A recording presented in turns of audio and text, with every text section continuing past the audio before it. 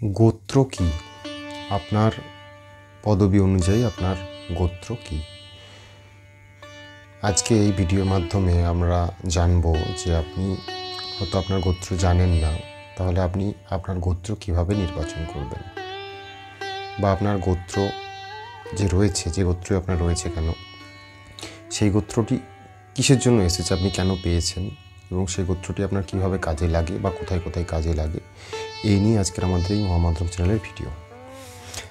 যাই হোক, প্রথমেই বলি, মহামন্ত্রম চ্যানেলে আপনাদের সবাইকে স্বাগতম। আপনারা যদি এই চ্যানেলের নতুন হয়ে থাকেন তাহলে অবশ্যই চ্যানেলটি সাবস্ক্রাইব করবেন, এবং আমাদের এই ভিডিও আপনাদের কেমন লাগে অবশ্যই কমেন্ট করে জানাবেন। তো যদি প্রতিটি ভিডিও ইনফরমেশন আপনাদের কাছে পৌঁছে যাওয়ার জন্য আপনারা মনে করেন যে খুবই ইনফরমেটিভ লাগছে, তো অবশ্যই আমাদের বেল আইকনে প্রেস করে আমাদের চ্যানেলের সঙ্গে থাকবেন।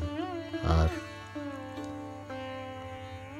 মূল বিষয় নিয়ে এরপর আলোচনা করা হোক, যে আমরা প্রথমে বললাম গোত্র কি। আপনার যে গোত্রই হোক না কেন, সে ভরদ্বাজ হোক, গৌতম হোক, মধুগল্য হোক, শাণ্ডিল্য হোক, বা আলিমান হোক, বা শিবগোত্র হোক, যে গোত্রই হোক না কেন, এই গোত্রগুলি আপনারা কিভাবে পেয়েছেন? ভক্তগণ, গোত্রগুলি আপনারা পেয়েছেন আপনার বংশ অনুযায়ী।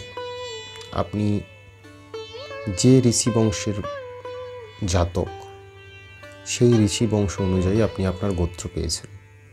গোত্র আপনার বাবা বা আপনার দাদু বা আপনার পরদাদা কেউ তৈরি করেননি, এগুলো একদম প্রথম থেকে এসেছে, সনাতন ধর্মের শুরু থেকে। তো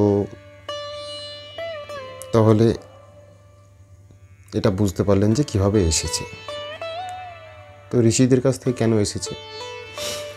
আপনার যে বংশ, আপনি যে ঋষিকুলের বংশধর, সেই ঋষিকুলের বা সেই ঋষির নাম অনুযায়ী আপনার নামের আগে সেই গোত্র এসেছে। যেমন ধরুন, আপনার ভরদ্বাজ গোত্র, আপনি ভরদ্বাজ ঋষির ঔরসে জন্মগ্রহণ করেছেন, তাই আপনার ভরদ্বাজ গোত্র। গোত্র অবশ্যই নামের আগে বসে। অমুক গোত্রস্য অমুক নাম, আগে গোত্র তারপর নাম। গোত্র কিন্তু শুধু আপনার নয়, আপনার পুরো পূর্বপুরুষ একদম আপ টু ভরদ্বাজ পর্যন্ত স্মরণ করে তারপর তাদেরকে সম্মান জানিয়ে তারপর আপনার নাম উচ্চারণ হয়। এটাই হলো পুজোর নিয়ম, বা আপনার দেওয়া যে পুজো আপনি দিয়েছেন সেটা উৎসর্গের নিয়ম। এটা একটা বংশের পরিচয়, এটা আপনার একটা বংশের মর্যাদা। একই গোত্রকুলে ব্রাহ্মণ হতে পারে, একই গোত্রকুলে ক্ষত্রিয় হতে পারে, একই গোত্রকুলে বৈশ্য হতে পারে, একই গোত্রকুলে শূদ্রও হতে পারে। বর্ণ বিভাজন হয়েছে অনেক পরে, গোত্র এসেছে একদম সনাতন ধর্মের শুরুতে। ব্রাহ্মণ, বৈশ্য, ক্ষত্রিয়, শূদ্র যেগুলোই হোক না কেন, যে জাতিরই আপনি হোক না কেন, সেটা ধরুন শিবগোত্র, শিবগোত্রের ব্রাহ্মণও হতে পারে, আবার শূদ্রও হতে পারে, যে কোনো জাত হতে পারে। সেটা তার চর্চা, সেটা তার জ্ঞান, বা সেটা তার অধ্যাবসায়, বা সেটা তার কাজের ধরন অনুযায়ী তার যে শ্রেণীবিন্যাস হয়েছে, যখন শ্রেণীবিন্যাস হয়েছে। কিন্তু গোত্র এসেছে একদম আদি যুগ থেকে, প্রথম থেকে। আমাদের এটা তো বুঝলেন যে গোত্রের উৎপত্তি কিভাবে, বা আপনারা গোত্র কিভাবে পেয়েছেন। এবার বলি কটি গোত্র হিন্দু ধর্মে রয়েছে। প্রধানত হিন্দু ধর্মে বা সনাতন ধর্মে 11টি গোত্র রয়েছে। প্রধান গোত্র হলো 11টি। এবার বলি যে সব মিলিয়ে গোত্র কটি রয়েছে, গোত্র বা উপগোত্র কটি রয়েছে। 115টি সব মিলিয়ে গোত্র বা উপগোত্র আমাদের সনাতন ধর্মে রয়েছে। প্রধানগুলি আপনাদের বললাম মোটামুটি কয়েকটি। আর বলি যে এই গোত্রগুলি, এই যে ধরুন 115টি গোত্র, তাহলে কি 115টি ঋষি থেকে গোত্রগুলি এসেছে? না, গোত্র এসেছে প্রধান সপ্তর্ষি থেকে। প্রধান 7টি ঋষি থেকে সপ্তর্ষি বলা হতো। সে ঋষিদের নামগুলিও বলছি, শুনে নিন। অত্রি, ঋষি অত্রি, ঋষি গৌতম, ঋষি ভরদ্বাজ, ঋষি বিশ্বামিত্র, ঋষি জামদগ্ন, ঋষি বশিষ্ঠ ও ঋষি কাশ্যপ।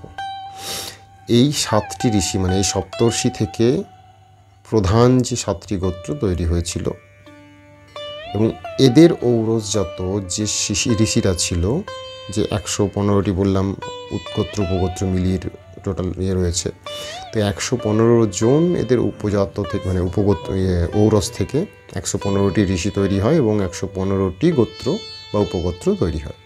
কোনো গোত্রই ছোট বা বড় এরকম ব্যাপার নয়, সব গোত্রই সমান, সব গোত্রই অনেক মাধুর্য রয়েছে। এরকম কোনো ব্যাপার নেই যে আমি ভরদ্বাজ আমি সব থেকে বড়, আমি শিবগোত্র আমি সব থেকে ছোট, এরকম কোনো ব্যাপার নেই। গোত্র বলুন বা উপগোত্র বলুন, সবই ঋষি থেকে যেহেতু এসেছে, সবেরই একটা আলাদা মাধুর্য রয়েছে বা আলাদা বৈশিষ্ট্য রয়েছে। কোনো গোত্রই ছোট নয়।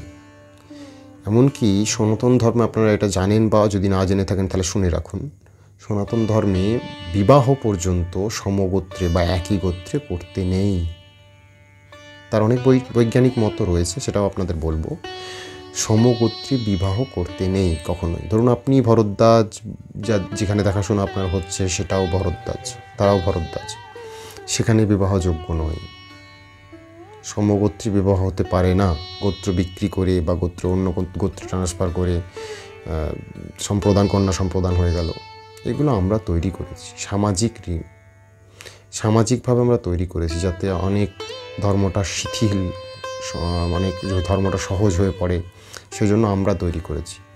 এরকম ধর্মের মধ্যে কোনো আইন নেই, কোনো নিয়ম নেই এই গোত্র বিক্রি করে দেওয়া যায়। গোত্র আপনি পেয়েছেন আপনার পূর্বপুরুষ থেকে, সেটা বিক্রি করা যায় বলে আপনার মনে হয়? কখনো গোত্র একই গোত্র থেকে অন্য গোত্রে ট্রান্সফার করে দিলেন, আবার সেটা আবার কন্যা সম্প্রদানের সময় আবার তিনি আবার কন্যাকে সম্প্রদান করে দিলেন, এটা কীরকম ব্যাপার? অনেক ঠাকুরমশাই করছেন সামান্য কিছু অর্থের জন্য। করবেন না। কেন করছেন? নিজের ধর্মকে কেন গ্লানিপূর্ণ করে তুলছেন? করবেন না এরকম। হয়তো আপনি 500 টাকা বেশি দক্ষিণা পাবেন, কিন্তু কি দরকার? অধর্ম করে কি হবে? জবাব তো আপনাকে দিতে হবে ওপরে গিয়ে। করবেন না। যাই হোক, ছাড়ুন। এখন ব্যাপার যেটা হলো সেটা বলি। এর বৈজ্ঞানিক মতবাদটাও অনেক রয়েছে। বিজ্ঞান বলছে যেটা সমগোত্রের ব্যাপারটা তো আর বিজ্ঞান বলছে না, বিজ্ঞান বলছে যদি এখন ব্লাড টেস্ট করে বা অনেক কিছু টেস্ট করে বিবাহ হচ্ছে, তার কারণটা এটাই যে সেম যদি কোনো কি বলবো ব্লাড ফ্যাক্টর চলে আসে, তো তাহলে সেই বাচ্চা, যে বাচ্চা জন্মাবে ভবিষ্যতে, সেই বাচ্চা বিকলাঙ্গ হতে পারে। বিভিন্ন রোগের সংক্রমণ তার শরীরে বেশি হতে পারে, যেমন ধরুন অ্যানিমিয়া, লিউকেমিয়া, বিভিন্ন রোগের সংক্রমণ হতে পারে। তো এটা আমাদের প্রাচীন মুনি ঋষিরা অনেক আগে থেকেই এটা সন্ধান পেয়ে গেছিলেন। আজকে বিজ্ঞান যেটা আবিষ্কার করেছে যে সেম ব্লাড যদি রিলেটিভের মধ্যে হয়ে থাকে তাহলে এইসব বিভিন্ন রোগের সন্ধানে আসতে পারে, এটা আমাদের মুনি ঋষিরা বহু যুগ আগে, বহু কাল আগে পেয়ে গেছিলেন। তাই তারা গোত্র দিয়ে এই বিভাজন করেছিলেন। বুঝতে পেরেছেন কি বলতে চাইছি? বিজ্ঞানটা তারই আপডেট ভার্সন, আর কিচ্ছু না। যাই হোক, টোটাল গোত্রের ব্যাপারটা আপনি বুঝতে পারলেন। তবে আপনাদের বলে রাখি, যদি আপনি আপনার গোত্র না জেনে থাকেন, যেটা আপনার প্রধান বলেছিলাম যে আপনার গোত্রকে যদি জানতে না পারেন তাহলে কী গোত্রে আপনি পুজো দেবেন বা বিবাহ হবে, সব গোত্রের ওপর একটি গোত্র রয়েছে, সেটি হলো কাশ্যপ। আমরা সবাই কাশ্যপের সন্তান, সব মুনিরাও কাশ্যপের সন্তান। তো কোথাও কোথাও বলা হয় মনুপুত্র কাশ্যপ, মনু থেকেই মনুষ্য জন্ম তৈরি, মানুষ স্কুল তৈরি। তো মনুপুত্র কাশ্যপ, এই কাশ্যপ থেকেই সব মুনিদের তৈরি। অতএব যদি আপনার গোত্র না জেনে থাকেন, আপনি কাশ্যপ গোত্রে পুজো দিন, আপনার পূর্বপুরুষ অবশ্যই পুজো পাবে, অবশ্যই সম্মান পাবে। এটাই আমাদের বলার। এমন কিছু নিয়ম বা এমন কিছু অন্য কিছু বিধান ধর্মের মধ্যে নেই যে যাতে আপনার পদবী অনুযায়ী, বা ধরুন আপনার পদবী ঘোষ, আপনি ঘোষ দিয়ে কোনো ঠাকুরমশাই বলে দিলেন যে এই গোত্র, এরকম কোনো নিয়ম নেই। তিনি হয়তো তার অভিজ্ঞতা অনুযায়ী অনেক বাড়িতে পুজো করছেন, অনেক পদবী দেখছেন, সে অনুযায়ী আপনাকে বলতে পারেন, কিন্তু এরকম কোনো নিয়ম বা ফর্মুলা নেই ধর্মের মধ্যে। তো এটাই ব্যাপার, যেটা কোনো গোত্র না জানা থাকলে আপনি কাশ্যপ গোত্রে পুজো দিতে পারেন, আর কিছু ব্যাপার নেই।